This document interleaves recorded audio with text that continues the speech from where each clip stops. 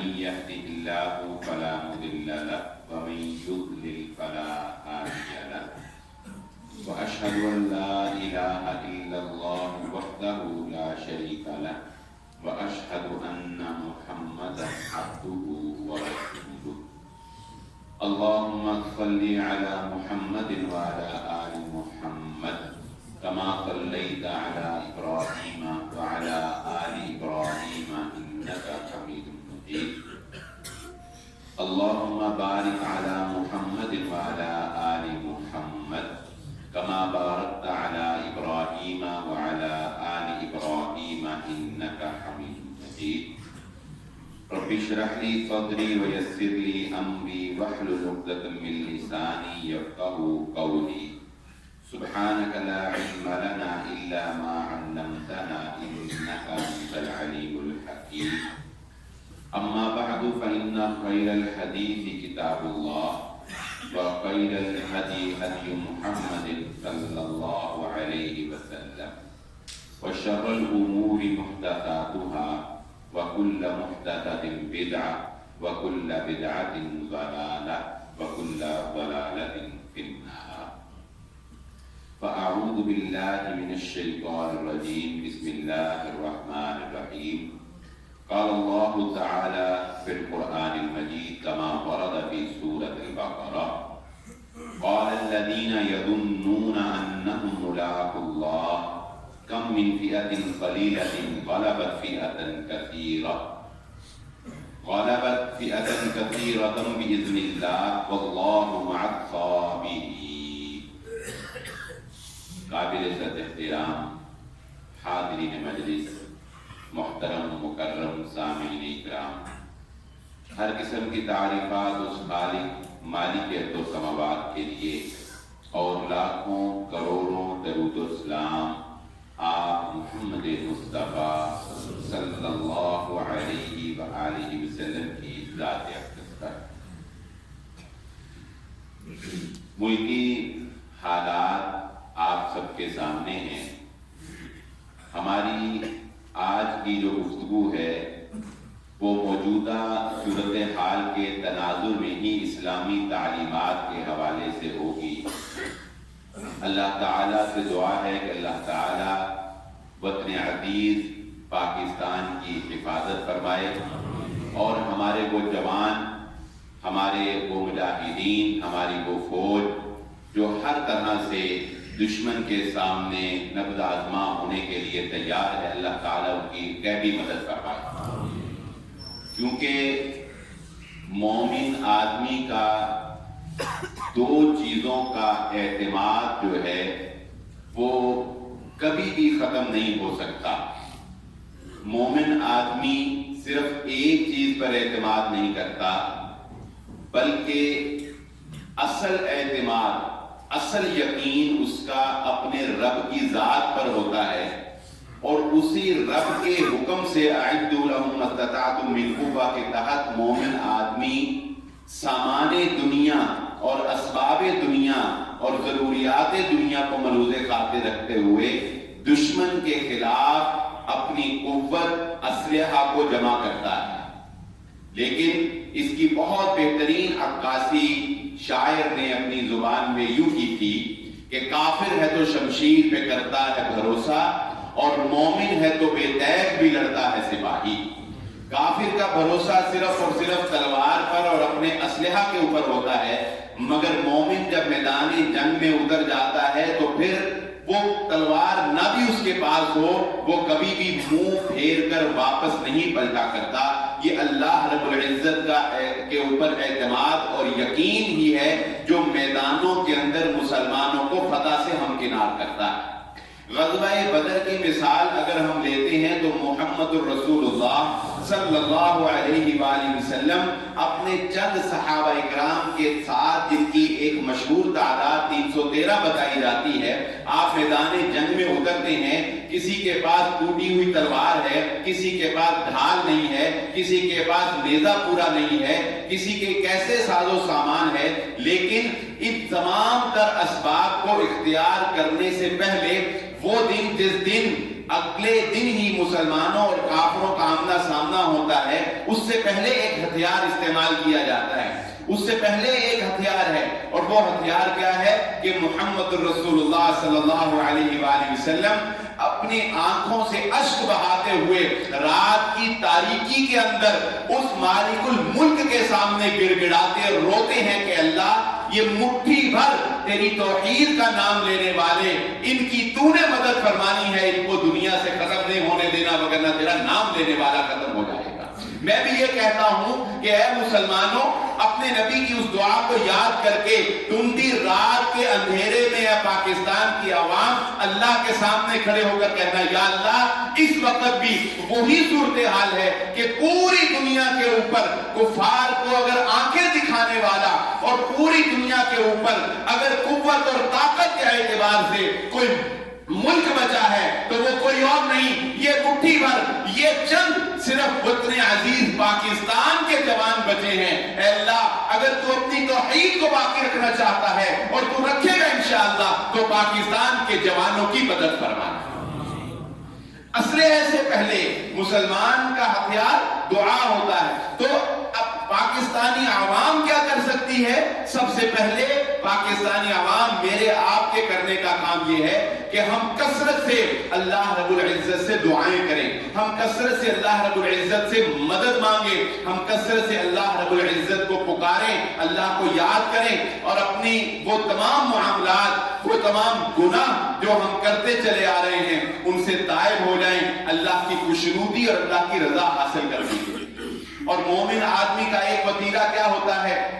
اللہ رب العزت نے سورۃ البقرہ میں اس بات کو ذکر فرمایا کہ ایمان والوں کی پکار کیا تھی اور منافقین کی پکار کیا تھی۔ منافقین کہنے لگے قالوا لا طاقت لنا اليوم بجالوت وجنودی، یہ حضرت داؤد علیہ السلام کو بھی اسی جنگ سے نصرت ملی تھی، اللہ رب العزت کی خاص فتح ملی تھی۔ جالوت کے لشکر کے مقابلے میں، جالوت کے لشکر کے مقابلے میں تو جو کمزور منافق ذہن رکھنے والے، کمزور دل، جن کا ایمان مضبوط نہیں تھا، اسی لشکر میں موجود تھے، مسلمانوں کے لشکر میں موجود تھے، وہ کہتے ہیں قالوا لا طاقت لنا اليوم، ہم میں طاقت نہیں ہے لڑنے کی، کس سے؟ بجالوت وجنودی، جالوت اور اس کے لشکر سے لڑنے کی آج ہمارے اندر طاقت نہیں۔ جالوت کی لشکر کی کثرت کو دیکھ کر، اس کی طاقت، اسلحہ کی کثرت کو دیکھ کر یہ منافقین کا جملہ تھا کہ ہم جالوت سے نہیں لڑ سکتے، لیکن اللہ رب العزت فرماتے ہیں قال الذين يظنون انهم ملاقو اللہ، وہ لوگ جنہیں اللہ سے ملاقات کا یقین تھا، یعنی جو آخرت پر یقین رکھتے تھے، جو شہادت کی زندگی پر یقین رکھتے تھے، وہ کہنے لگے کم من فیۃ قلیلۃ غلبت فیۃ کثیرہ، کوئی بات نہیں ہے اگر جالوت زیادہ ہے ہم تھوڑے ہیں، اللہ کی مدد سے کتنے ہی تھوڑے لشکر والے کتنے ہی بڑے لشکروں پر نصرت پا جایا کرتے ہیں، فتح پا جایا کرتے ہیں، کتنے ہی قلیل لشکر کثیر لشکروں کے اوپر اللہ رب العزت انہیں فتح سے ہمکنار کر دیتا ہے۔ سو وہ کمزور اور کم ہونے کے باوجود اللہ پر توکل کر کے لڑ پڑے، اور اللہ رب العزت نے کافروں کے مقابلے میں ان کو فتح سے ہمکنار کر دیا ہے۔ اور یہ ایک مثال نہیں ہے، ایسی بیسیوں مثالیں تاریخ کے اندر بھری پڑی ہیں کہ مسلمانوں نے کم تعداد ہونے کے باوجود اپنے ایمان کی قوت کے اوپر اور اپنے جذبات کی قوت کے اوپر جنگوں کو فتح کیا ہے۔ اسی لیے محمد الرسول اللہ صلی اللہ علیہ وآلہ وسلم نے یہ بات ارشاد فرمائی تھی کہ یہ جان قربان کرنا، یہ جہاد کرنا، یہ اللہ رب العزت کے راستے کے اندر سرحدوں کے اوپر پہرے دینا، اس کی فضیلت اتنی ہے کہ اللہ کے نبی صلی اللہ علیہ وسلم فرماتے ہیں میدان جہاد کے اندر دشمن کے مقابلے میں ایک گھڑی اگر کوئی مومن گزار دیتا ہے 60 سال قیام کے برابر اس کو اجر ملتا ہے جو ایک گھڑی جہاد کے اندر گزار دیتا ہے۔ یعنی یوں سمجھ لیں کہ 60 سال ایک بندہ قیام میں کھڑا رہے، اللہ کے سامنے عبادت میں کھڑا رہے، اس کو وہ مقام نہیں ملتا جو جہاد کے اندر کھڑے ہونے کے ایک گھڑی میں ایک مومن اور ایک مسلمان کو مل جاتا ہے۔ اور یہ چونکہ جہاد ہمارے ایمان کا حصہ ہے، یاد رکھ لیجئے یہ بات، یہ وہ جہاد ہے۔ آج سے پہلے تو ہم اسی بات میں لڑتے رہے کہ یہ پتہ نہیں جہاد ہے، یہ پتہ نہیں دہشت گردی ہے، یہ تنظیم کے ساتھ لڑنا چاہیے یا نہیں لڑنا چاہیے، ایسی لڑائیاں ہی تھی نا ہمارے درمیان۔ مگر اب جو موقع ہے اس میں کوئی اختلاف نہیں، اب جو موقع ہے اس کے جہاد ہونے میں، اس میں نکلنے میں، اس میں کوشش کرنے میں، دشمن کے سامنے لڑنے میں کوئی اختلاف کی بات نہیں ہے۔ تو یاد رکھ لیجئے محمد الرسول اللہ صلی اللہ علیہ وآلہ وسلم نے ارشاد فرمایا تھا، وہ شخص جس نے زندگی میں کبھی جہاد نہیں کیا، وہ شخص جس نے زندگی میں کبھی جہاد نہیں کیا، لیکن چلو یہ تو ممکن ہے کہ اسے جہاد کا موقع نہ ملا ہو، جیسے کہ آج کل کے اسباب ہو جاتے ہیں، تو اگر اس کے دل کے اندر جہاد کرنے کا شوق بھی پیدا نہیں ہوا تو اس کو اس حالت میں موت آ جائے تو وہ نفاق کی موت مرے گا، وہ منافقت کی موت مرے گا، جس کے دل کے اندر کبھی یہ شوق نہ پیدا ہوا ہو کہ اسے جہاد کا موقع ملے اور وہ جہاد کرنے کے لیے نکل کھڑا ہو۔ اس لیے یہ بات ذہن نشین رکھ لیں، یہ عبادتیں اپنی جگہ پر ہیں، لیکن جب اللہ رب العزت جہاد کا موقع دے دے مسلمان کو تو پھر وہ اقبال نے کہا تھا کہ کرگس کا ہے فضا ہے پرواز دونوں کی سی ایک فضا میں، کرگس کا جہاں اور شاہی کا جہاں اور، الفاظ و معانی میں تفاوت نہیں لیکن ہے، الفاظ تو ایک ہی، الفاظ و معانی میں تفاوت نہیں لیکن ملا کی اذان اور مجاہد کی اذان اور۔ اس نے یہ اس کا مطلب یہ نہیں ہے کہ کوئی ملا کی اذان جو ہے وہ صحیح نہیں، اس نے بتایا کہ جب جہاد کا موقع مل جاتا ہے پھر جو للکار مجاہد کی اذان میں ہوتی ہے وہ ملا کی اذان میں نہیں ہو سکتی۔ میں تجھ کو بتاؤں کہ تقدیر امم کیا ہے، میں تجھ کو بتاؤں کہ تقدیر امم کیا ہے، شمشیر و سنا اول طاؤس و رباب آ کر۔ یہ وہ وقت ہے جب اقبال کے اس شعر پر عمل کرنے کی ضرورت ہے کہ اس نے کہا تقدیروں کی امتوں کی تقدیر جو ہے وہ شمشیر و سنا سے بنتی ہے، تیر اندازی اور تلواروں سے بنا کرتی ہے۔ میں تجھ کو بتاؤں کہ تقدیر امم کیا ہے، شمشیر و سنا اول طاؤس و رباب آ کر۔ اور اس موقع کے اوپر ایک بڑی اہم بات ذہن نشین رکھ لیں، لیڈر تو لڑتے ہی ہیں، لیڈر تو آگے ہوتے ہی ہیں، فوجیں تو لڑتی ہی ہیں، مگر فوجوں کے ساتھ ساتھ عوام کی سپورٹ اور عوام کا حوصلہ ان کو دلیر کرتا ہے اور ان کے مورال کو بلند کرتا ہے۔ یہ کتنا ضروری ہے اس کو ہم نبوی دور کی چند مثالوں سے سمجھ لیتے ہیں۔ محمد الرسول اللہ صلی اللہ علیہ وآلہ وسلم جب غزوہ احزاب کے موقع کے اوپر تمام کفار ہر طرف سے مدینے کے اوپر چڑھائی کرنے کے لیے دوڑ پڑے تمام طرف سے، اور مسلمان خندق کھود رہے ہیں، خود محمد الرسول اللہ صلی اللہ علیہ وآلہ وسلم اپنے پیٹ پر 2 پتھر باندھ کر غزوہ خندق کے اندر شریک ہیں، لیڈر ہیں، اللہ کی نصرت کا بھی یقین ہے، فتح کا بھی یقین ہے، اور یہ وہ وعدہ ہے جو اللہ رب العزت نے کیا ہے۔ یہاں پر بھی تھوڑا سا اس واقعے سے پہلے ایک فرق سمجھ لیجئے، غزوہ احزاب کے تناظر میں ذرا دیکھیے مسلمانوں کی حالت کیا ہے۔ درمیان میں سینٹر میں مدینہ ہے،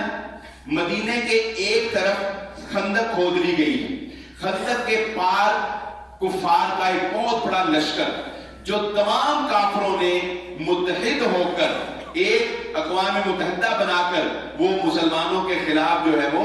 یہاں پر اپنی لشکر جو ہے وہ پڑاؤ ڈالا ہوا ہے، اور درمیان میں مدینہ ہے، اور مدینے کے بیک پر بنو قریظہ ہے، وہاں پر کچھ باغات ہیں، کھجوروں کے درخت ہیں، اور اس کی بیک پر بنو قریظہ ہے۔ اب مدینے کے اندر داخل ہونے کے 2 ہی راستے ہیں، یا تو خندق کے پار جو فوج ہے وہ خندق والی سائڈ سے داخل ہو، لیکن ادھر چونکہ مسلمانوں نے ایک بہت بڑا گڑھا ایک خندق بنا رکھی ہے، لہذا وہاں سے وہ انٹر نہیں ہو سکتے۔ اب اور خطرہ کیا ہے کہ پیچھے سے بنو قریظہ والے جو ہیں وہ بغاوت نہ کر دیں۔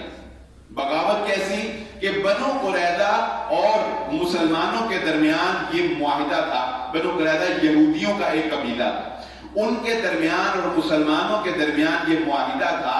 کہ آپس میں تو وہ جنگ نہیں کریں گے، اس کے ساتھ ساتھ اگر کبھی دشمن مدینے کے اوپر حملہ کرتا ہے تو بنو قریظہ والے مسلمانوں کا ساتھ دیں گے، یعنی مسلمانوں کے خلاف کسی کی مدد نہیں کریں گے۔ لیکن وہ یہودی ہیں، کافر ہیں، خدشہ ہے کہ وہ کسی بھی وقت بغاوت کر سکتے ہیں۔ اتنے کٹھن حالات ہیں، پیچھے سے بھی بغاوت کا خطرہ اور آگے بھی مسلمان مصروف عمل ہیں، حتیٰ کہ یہ حالت ہو گئی کہ جو عورتیں، خواتین اور بچے ان کو قلعوں کے اندر اور محفوظ مقامات کے اوپر محصور کر دیا گیا۔ تو اب فرق کیا ہے؟ اللہ رب العزت نے سورہ احزاب میں اس فرق کو واضح کیا ہے۔ فرق یہ ہے کہ منافق کہنے لگ گئے کہ اللہ اور اس کے رسول صلی اللہ علیہ وآلہ وسلم کا وعدہ جھوٹا نکلا، نعوذ باللہ۔ کیسے جھوٹا نکلا؟ کہ ہم تو قضائے حاجت کرنے کے لیے اپنے گھر سے بھی نہیں نکل سکتے، یہ جائے کہ اللہ کے نبی صلی اللہ علیہ وسلم کہتے تھے کہ تم کیسر و کسریٰ کو فتح کرو گے۔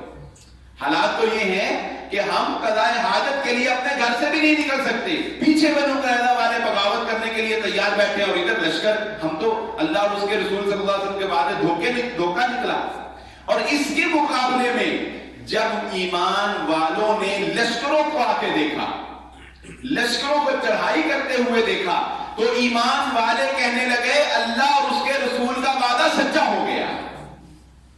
اللہ اور اس کے رسول کا وعدہ سچا ہو گیا۔ اس موقع کے اوپر محمد الرسول اللہ صلی اللہ علیہ وآلہ وسلم اپنے صحابہ کو اکٹھا کرتے ہیں، سارے ان کے ساتھ ہی تھے، حالانکہ صحابہ اکرام سارے نبی صلی اللہ علیہ وسلم کے ساتھ ہی تھے نا، لیکن اس کے باوجود اللہ کے نبی صلی اللہ علیہ وسلم صحابہ کو اکٹھا کرتے ہیں، پوچھتے ہیں بتاؤ تمہاری کیا رائے ہے اس بارے میں جو ہم نے اقدامات کیے۔ تو حضرت ابوبکر صدیق رضی اللہ تعالیٰ نے اٹھ کر حوصلہ افزائی کرتے ہیں، لیکن وہ مہاجرین میں سے ہیں۔ اللہ کے نبی صلی اللہ علیہ وسلم پھر پوچھتے ہیں کیا رائے ہے تمہاری؟ تو جب انصار قبیلے کے سردار حضرت سعد رضی اللہ تعالیٰ نے اٹھ کر کہتے ہیں اے محمد صلی اللہ علیہ وسلم، ہم نے آپ کا ساتھ دینے کا وعدہ صرف مدینے تک نہیں کیا، آپ قیصر و کسریٰ سے ٹکرا جائیں، روم سے ٹکرا جائیں، دریاؤں میں ہمیں الٹنے کے لیے کہیں، ہم آپ سے آپ کا ساتھ دیتے ہوئے پوری دنیا سے ٹکرا جانے کے لیے تیار ہیں۔ جب یہ بات اللہ کے نبی صلی اللہ علیہ وسلم نے سنی، آپ کے کلیجے کو ٹھنڈ پڑ گئی، آپ کا سینہ ٹھنڈا ہو گیا کہ میرے عوام، وہ عوام ہی تھی نا، کہ میری عوام، میرے صحابہ اس قدر جذبے کے ساتھ میرے ساتھ ہیں۔ تو اس وقت یہ بھی ایک کرنے کا کام ہے عوام کا کہ یہ فیس بک کی جو دانشور ہمیں ملے ہوئے ہیں اور یہ ٹویٹ کرنے والے اور واٹس ایپ کے اوپر، خدا را کوئی ایسی پوسٹ نہ کریں جو مایوسی کو پھیلانے والی، کوئی ایسی خبر عام نہ کریں جو مرال کو ڈاؤن کرنے والی ہو۔ یہ وقت اپنی سیاست کرنے کا نہیں، یہ وقت اپنی تنظیموں کو چمکانے کا نہیں، یہ وقت صرف اور صرف اس بات کا ہے کہ ہم مکمل طور پر اس بات کا یکجہتی کے ساتھ اعلان کریں کہ ہم اپنے فوجی جوانوں کے پیچھے کھڑے ہیں، ہر حال میں، ہر صورت میں اور ہر طرح سے ان کی مدد کرنے کے لیے تیار ہیں۔ اور اس سے بھی آگے چلے جائیے، دشمن کا تو یہ ہتھیار ہوتا ہے، آپ جانتے ہیں اوس اور خزرج یہ دو قبیلے تھے مدینے کے اندر، اور دونوں ہی ہمیشہ آپس کے اندر جنگ کرتے ہوئے، لڑتے ہوئے ہی نظر آئے۔ ایک یہودی سردار ان کے پاس سے گزرتا ہے، ایک طرف اوسی سردار بیٹھے ہیں، ایک طرف خزرج کے سردار بیٹھے ہیں، اور دونوں آپس میں گپے لگا رہے ہیں۔ اس کو دیکھ کر اتنا حسد پیدا ہوا اور اتنا اس کو محسوس ہوئی یہ بات، اس نے کہا کہ اگر یہ اس طرح ہنستے ہوئے کہکے لگاتے رہے تو ہمارا تو یہ کچھ نہیں چھوڑیں گے۔ اس نے اسی وقت ایک نوجوان کو بلایا، اس کو ٹریننگ دی اور اس کو بتایا کہ تم ان کی مجلس میں شامل ہو جاؤ، جا کے بیٹھ جاؤ ان کے درمیان ہی بن کر، اور تم نے کیا کرنا ہے، تم نے باتوں باتوں میں ان کو یاد کروانا ہے، اور تمہیں یاد ہے فلاں وقت اوسیوں نے تمہارے ساتھ ایسے کیا تھا، وہ ان کو یاد آ جائے گا۔ پھر تم نے خزرجیوں کو یاد کرانا ہے، تمہیں یاد ہے فلاں وقت خزرج قبیلے نے تمہارے آبا و اجداد کو ایسے مارا تھا۔ پھر اس نے اس کو اشعار بتائے کہ جب یہ دونوں طرف سے تم نے ہلکی سی آگ لگانی ہے، پھر یہ اشعار ہیں جو یہ پڑھا کرتے تھے ان کے بڑے، یہ ادھر سے بھی پڑھ دینے، تم نے دو چار ادھر سے بھی پڑھ دے۔ سو اس نے یہی کام کیا، ان کی مجلس میں جا کر بیٹھ گیا، اور جب خزرج کی مجلس میں جا کر بیٹھ گیا، پہلے باتوں باتوں میں اس نے بات چھیڑی اور کہہ دیا کہ تمہیں یاد نہیں فلاں وقت اوسیوں نے خزرجیوں کے اتنے بندے مارے تھے، خزرجیوں کو کہہ دیا تمہیں نہیں یاد فلاں وقت انہوں نے ایسے کیا تھا، ساتھ ہی اشعار پڑھ دیے۔ بات گرم ہو گئی، حتیٰ کہ ایک نوجوان کھڑا ہوا اور وہ کہنے لگا کہ اگر آج بھی ہمیں اپنے اپنے بازو آزمانے کے لیے موقع دیا جائے تو ہم آزمانے کے لیے تیار ہیں۔ خزرجیوں میں سے بھی ایک کھڑا ہو گیا، تلواریں بے نیام ہو گئی، حتیٰ کہ میدان جنگ مقرر کر لیا گیا، ٹھیک ہے فلاں جگہ کے اوپر آ جاؤ، آج طاقت کا مقابلہ ہو جائے گا۔ اسی وقت یہ خبر محمد رسول اللہ صلی اللہ علیہ وسلم کو ملی، اسی وقت یہ خبر حضرت محمد رسول اللہ صلی اللہ علیہ وسلم کو پہنچ گئی۔ اس سے پہلے کہ دونوں ایک دوسرے کی گردنیں کاٹ دیتے، مسلمان دونوں طرف، اور دیکھیں دور کون سا، نبوی دور، اور ہے کون، صحابہ اکرام، یہ صحابہ تھے نا سارے بیٹھے ہوئے، صحابہ بیٹھے ہوئے ہیں، لیکن دشمن نے منافقت کے ذریعے سے اور دونوں کی پرانی باتیں ان کو یاد کروا کے آپس میں لڑوا دیا۔ اللہ کے نبی صلی اللہ علیہ وآلہ وسلم کو بر وقت پتہ چلا، آپ تشریف لائے اور آپ نے فرمایا کہ کیا اب بھی تمہارے اندر جاہلیت کی وہ باتیں ہیں جبکہ اللہ نے تمہیں اسلام سے نوازا اور تمہارے سابقہ سارے گناہوں کو معاف کر دیا ہے، تمہارے پچھلے سارے گناہ جو ہے وہ معاف کر دیے ہیں، کیا اب بھی تمہارے اندر جاہلیت کی پکار ہے؟ سو رونے لگ گئے پھر اوسی اور خزرجی، اور اللہ کے نبی صلی اللہ علیہ وآلہ وسلم سے معافی مانگی اور اللہ رب العزت سے توبہ کی۔ اس طرح اللہ رب العزت نے مسلمانوں کو اس آپسی فساد سے محفوظ کر لیا ہے۔ اس لیے اس واقعے سے جو سبق میں آپ کو دینا چاہتا ہوں وہ کیا ہے کہ اس وقت جو صورتحال ہے یہ ہمارے آپسی فساد اور ایک دوسرے پر پھپتیاں کسنا اور ایک دوسرے کو لگا کے باتیں کرنا اور اس کو بتانا کہ تو مودی کا یار ہے اور وہ کہے کہ نہیں تو مودی کا یار ہے، اور یہ ثابت کرنا کہ وہ نہیں اور میں نہیں اور وہ مودی کا یار ہے، نہیں، یہ وقت وہ نہیں ہے کہ ہم ایک دوسرے کو مودی کا یار ثابت کریں۔ ہم سب اس وقت یہ ثابت کریں کہ وہ ہمارا دشمن ہے اور ہم دشمن کے مقابلے میں کھڑے ہیں، اور انشاءاللہ ہمارا بچہ آخری سانس تک لڑنے کے لیے تیار کھڑا ہے انشاءاللہ۔ اور مومن آدمی کا تو کام یہ تو موقع ہے اللہ کی قسم اللہ کی طرف سے، یہ تو وہ نصرت ہے جو اللہ رب العزت کی طرف سے ایک اس پاکستان کے حصے کے اندر آئی ہے کہ اللہ رب العزت نے ہمارے ایمانوں کو تازہ کر دیا ہے۔ بتائیں ایمان تازہ ہو گئے کہ نہیں ہو گئے؟ ایمان سے بتائیں، یقین مانیں یہ جو جنگ کی خواہش نہیں کرنی چاہیے۔ محمد الرسول اللہ صلی اللہ علیہ وآلہ وسلم نے فرمایا جنگ کی خواہش نہ کرو، لیکن اگر دشمن سے لڑنا پڑ جائے تو یاد رکھ لو جنت تلواروں کے سایوں کے اندر ملا کرتی ہے، جنت تلواروں کے سائے میں ملتی ہے۔ ہم جنگ کی خواہش نہیں رکھتے، اسی لیے پاکستان کے جو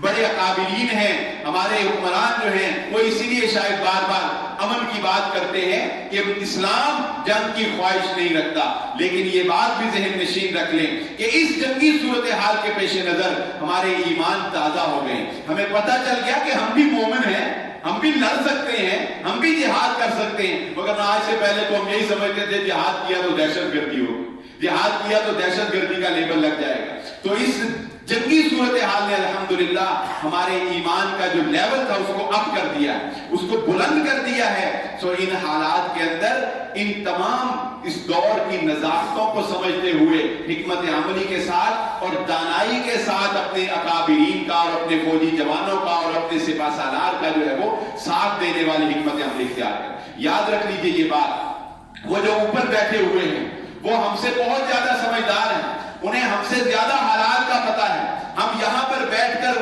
ان کے اوپر تنقید کریں تو اس سے مورال ڈاؤن ہوتا ہے۔ یہ تنقید جو ہے نا، تنقید یہ یاد رکھیں یہ ایک دفعہ انسان کو اندر سے ہلا کر رکھ دیتی ہے، اس کا دل کرتا ہے اگر کوئی بندہ کوئی نیک کام کر رہا ہو، کوئی اچھا کام کر رہا ہو نا، وہ اپنی جگہ 100% صحیح بھی ہو، تب بھی اگر کوئی اس پر جملہ کس دے، کوئی اس پر آواز لگا دے نا، تو ایک دفعہ وہ پتہ کیا سوچتا ہے، وہ سوچتا ہے دبا کر میں اس کے لیے کر رہا ہوں، یہ مجھے یہ واضح کا اثر ہے، میری طرف سے مرے جائے بہاڑ میں جائے، یہ سوچتا ہے انسان۔ تنقید انسان کے مورال کو ایک دفعہ ڈاؤن کر دیتی ہے، اس لیے یہ بات نشین رکھ لیں، یہ وقت تنقیدوں کا نہیں ہے، یہ وقت صرف اور صرف اللہ رب العزت پر توکل کر کے دشمن کے مقابلے میں کھڑے ہونے کا وقت ہے۔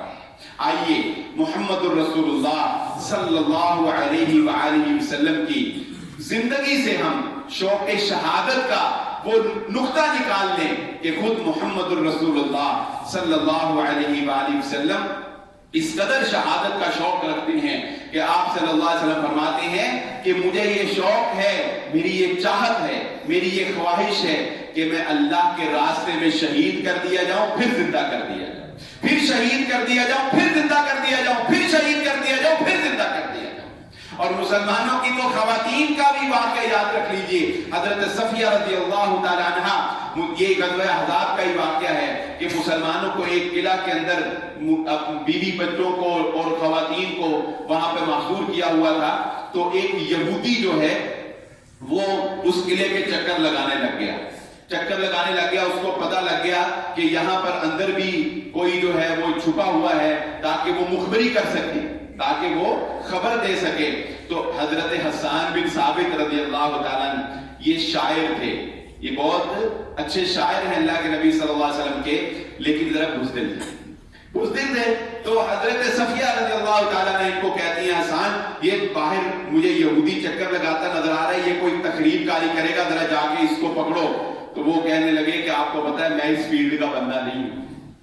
وہ کہنے لگے آپ کو پتا ہے کہ میری تو فیلڈ ہے شاعری کے ذریعے سے دشمن کو زیر کرنا، تو میری یہ فیلڈ نہیں ہے۔ تو حضرت صفیہ رضی اللہ تعالیٰ عنہ خود خنجر لے کر باہر نکلی اور ایک عورت ہونے کے باوجود اس دشمن کا جو تخریب کاری کرنے کے لیے آیا تھا اس کا خاتمہ کر کے اس کو جہنم حاصل کر دیا۔ یعنی مسلمانوں کے اندر تو جو اللہ رب العزت نے ایک بہادری کا جذبہ رکھا ہے، جو ایک شہادت کا شوق رکھا ہے، یہی تو ہماری فتح کے لیے، یہی تو ہماری میدانوں کی جنگوں میں اور میدانوں میں ہمیں فتح سے ہمکنار کرتا ہے۔ مسلمان بزدل نہیں ہوتا، مسلمان کبھی بھی پیٹھ پھیر کر نہیں بھاگتا، میدان جنگ کو چھوڑ کر نہیں بھاگتا۔ اور تاریخ گواہ ہے کہ مسلمانوں نے کبھی بھی اگر جنگ کے اندر حوصلہ شکنی کی فضا بھی پیدا ہوئی ہے، جنگ کے اندر کمزوری کی فضا بھی پیدا ہوئی ہے، تو مسلمانوں نے کبھی بھی اپنے لیڈروں کا ساتھ نہیں چھوڑا اور کبھی بھی اللہ رب العزت پر توکل اس کو نہیں چھوڑا۔ اس لیے یہ بات ذہن نشین رکھ لیں۔ آئیے ایک اور بات کی ہم اپنے معاشرے کے اندر اصلاح کر لیتے ہیں۔ اس بات میں کوئی شک نہیں کہ جب جنگی حالات ہوتے ہیں تو دشمن کو زیر کرنے کے لیے یا دشمن کے مورال کو ڈاؤن کرنے کے لیے نعرے لگائے جاتے ہیں اور اپنے جذبات کو بلند کرنے کے لیے نعرے لگائے جاتے ہیں۔ جس طرح کہ آپ نے دیکھا ہوگا ہمارے فوجی جوان نعرہ تکبیر لگاتے ہیں، اور یہ یاد رکھ لیں نعرہ صرف ایک ہی ہے، نعرہ تکبیر اللہ اکبر۔ صرف اللہ کا نام بلند کیا جاتا ہے اور کسی کا نام بلند نہیں کیا جاتا۔ جنگوں میں فتح صرف اور صرف اللہ کی طرف سے ہوتی ہے اور کوئی مدد کرنے والا نہیں ہے، صرف اور صرف اللہ رب العزت کی ذات پر مومن کا بھروسہ ہوتا ہے۔ تو اس میں شک نہیں ہے کہ نعرے لگائے جاتے ہیں اور اسی طرح اور ایسے اقدامات کیے جاتے ہیں جس سے جذبات جو ہیں وہ بھڑکیں اور مومنوں کے جذبات بلند ہوں اور کافر جو ہے وہ اس سے سہم جائیں، لیکن اس کے ساتھ ساتھ مفخرانہ باتیں اس کو اللہ رب العزت پسند نہیں کرتا ہے۔ ایسی باتیں جن میں فخریہ جملے اس انداز کے ہوں کہ انسان جو ہے وہ اپنی ذات کے اوپر اعتماد شو کرے، اپنے اسلحے کے اوپر اعتماد شو کرے،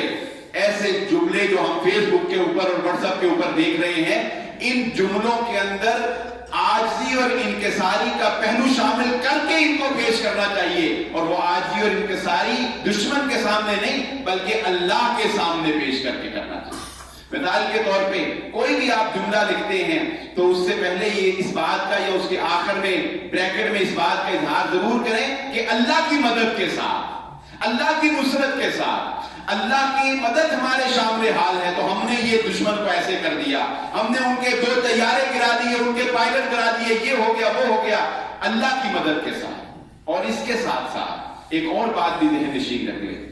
دیکھیے یہ جو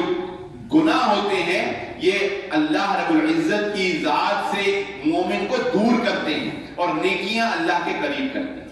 ایسی تضحیک آمیز ویڈیوز نہ شیئر کریں جن میں اب وہ لفظ نہیں آپ بولنا چاہتا لیکن میں سمجھانے کے لیے یہ لفظ بول دیتا ہوں، جن میں یہ مراسی پن کا اظہار کیا جاتا ہے۔ ایسی ویڈیو بھی آپ نے دیکھی ہوں گی جنگی حکمت عملی کے تحت ایسی ویڈیوز دشمن کے مقابلے میں بنا کر ہم پیش کر رہے ہیں جن میں عجیب سی جگت بازیاں اور جن میں انتہائی نازیبا الفاظ کا استعمال، یہ سب یہ مومن کی شان نہیں ہے، یہ مومن کا شیوا نہیں ہے، نہ ہمارا دین نہ ہمارا اسلام ہمیں اجازت دیتا ہے۔ یہ وقت ہے قرب الہی حاصل کرنے کا، یہ وقت ہے اللہ رب العزت کے قریب ہونے کا، اللہ رب العزت کے ساتھ جڑ جانے کا یہ وقت ہے۔ یہ وقت اس طرح کی جگت بازیوں کا اور اس طرح کی تضحیک آمیز ویڈیوز جاری کرنے کا اور اس قسم کے جو ہے وہ کا یہ وقت نہیں ہے۔ اس لیے اپنے آپ کو ان چیزوں سے بھی بچائیے، اپنے آپ کو ان خرافات سے جو میڈیا کے ذریعے سے، فیس بک اور دیگر کے ذریعے سے ہم تک پہنچ رہی ہیں، اس سے بھی اپنے آپ کو محفوظ رکھیں۔ اور اس کے ساتھ ساتھ ایک بات اور ذہن نشین کر لیجیے کہ ان دنوں کے اندر بالخصوص اپنے جو عبادات ہیں اور اپنے جو فرائض ہیں ان کی پابندی اختیار کرنا شروع کر دیں۔ اور یہ بات تو میں پہلے بھی کئی دفعہ کر چکا اور آج یاد دہانی کے طور پر کہہ دیتا ہوں کہ محمد الرسول اللہ صلی اللہ علیہ وآلہ وسلم کو جب حضرت جبرائیل علیہ السلام نے سکھانے کے لیے سوالیہ انداز میں پوچھا تھا کہ شہید اگر اللہ کے راستے میں مومن شہید ہو جاتا ہے تو کیا اس کے سارے گناہ معاف ہو جاتے ہیں؟ تو محمد الرسول اللہ صلی اللہ علیہ وسلم نے فرمایا تھا جی اس کے سارے گناہ معاف ہو جاتے ہیں۔ سائل جانے لگا تو اللہ کے نبی صلی اللہ علیہ وسلم نے روکا، حضرت جبرائیل علیہ السلام اسی وقت وحی لے کر پہنچ گئے تو اللہ کے نبی صلی اللہ علیہ وآلہ وسلم نے اسے واپس بلا کر کہا تھا کہ شہید کو اللہ سارے گناہ معاف فرما دیتا ہے لیکن اس کا قرضہ معاف نہیں کرتا ہے۔ شہید یہ شہادت کتنا بڑا مرتبہ ہے کہ شہادت ہوتے ہی اللہ رب العزت سارے گناہ معاف فرما دیتا ہے اور اسے جنت میں داخلہ عطا فرما دیتا ہے، لیکن قرض کا معاملہ بڑا نازک ہے۔ تو اس پہلو کے اوپر بھی غور کریں کہ ہم نے جو لوگوں کے ساتھ اپنے معاملات بگاڑے ہوئے ہیں ان معاملات کو بھی اس جنگی صورتحال کے اندر بہتر کریں، ان معاملات کو بھی ہم سدھار لیں اور اپنے اندر بہتری لے کر آئیں۔ اللہ رب العزت سے دعا ہے کہ اللہ رب العزت اسی طرح وطن عزیز پاکستان کی مدد فرمائے جس طرح کے سابقہ ایام میں ہم نے دیکھا۔ اور یہ بات ذہن نشین رکھیں، اگر حکام بالا کی جانب سے کوئی ایسا فیصلہ ہمارے سامنے آتا ہے جو بظاہر ہمیں کمزوری معلوم ہوتا ہے،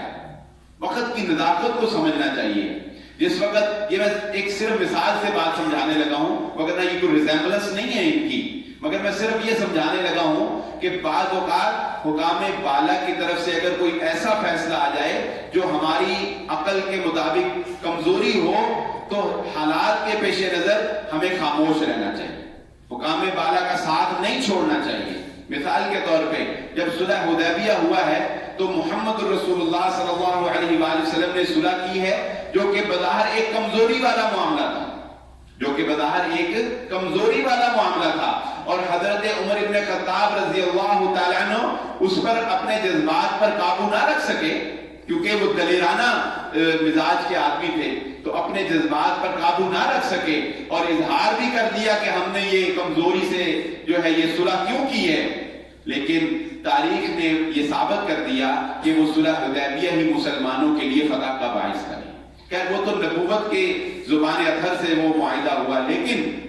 اس سارے معاملے سے صلح حدیبیہ سے جو ایک نقطے کی بات ہمیں سمجھ میں آتی ہے وہ کیا، جو کہ حضرت ابوبکر صدیق رضی اللہ تعالیٰ عنہ نے بھی سمجھائی کہ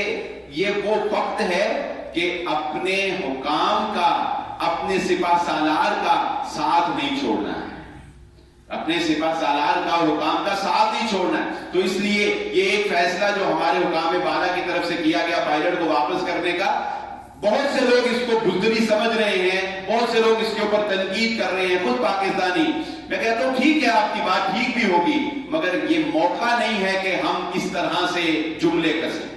یہ موقع نہیں ہے کہ ہم ان کے مورال کو ڈاؤن کریں، یہ وقت نہیں ہے کہ ہم ان کے اوپر تنقید کر کے اور ان کی وہ سابقہ محنت جو ہے اس کو بھول جائیں۔ اس لیے یہ وقت صرف پازیٹیو، صرف مثبت بات کرنے کا ہے۔ اپنے آپ کو مثبت رکھیں، ثابت قدم رکھیں اور صبر آزما رکھیں۔ یہ جنگیں مسلمانوں کے ایمان کا امتحان ہوتی ہیں، یہ جنگیں مسلمانوں کو